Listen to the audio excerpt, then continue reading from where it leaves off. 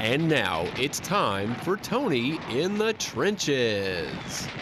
Hey, so, you've been retired about 3 years now, and you were just sharing with me before we went on camera here, what has been the biggest surprise about being retired? Well, I have more money now than there was when I was working because I guess it's expensive to work, and, you're always paying in your 401k, and you always have to have money to go to work, but I have all the funds I need now, and I never did. When I first got laid off from work and retired early, I thought that I would run out of money, but it's been pretty good. I have no complaints.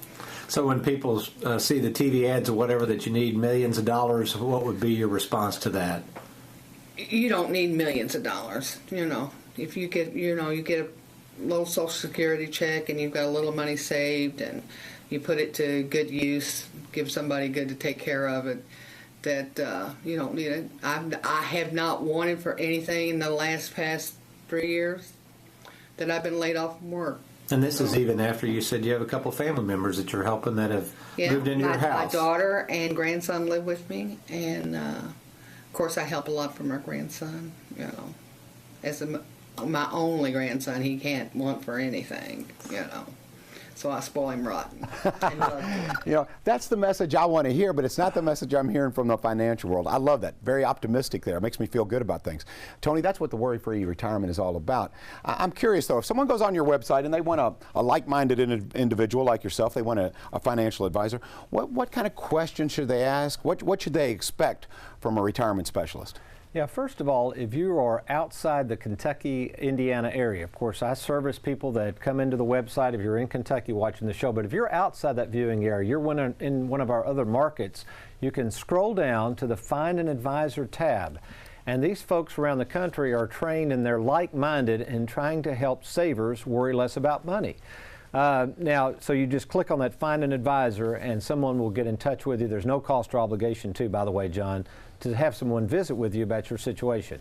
Now, back to what should a saver expect when meeting with an advisor? See, that's another thing, too. Over the years, people have said, well, I don't even know what to ask an advisor. The advisor takes control of the meeting.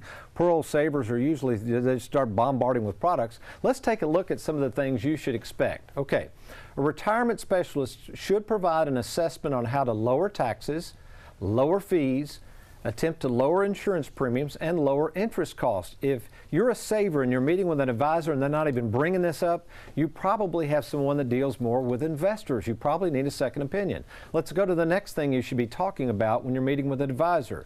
They should have some sort of software that can analyze when to take Social Security and strategies involving Social Security. So let's say you're getting ready to retire.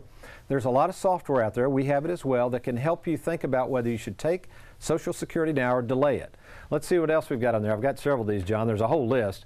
And then finally, let's just go with this. This is the last one.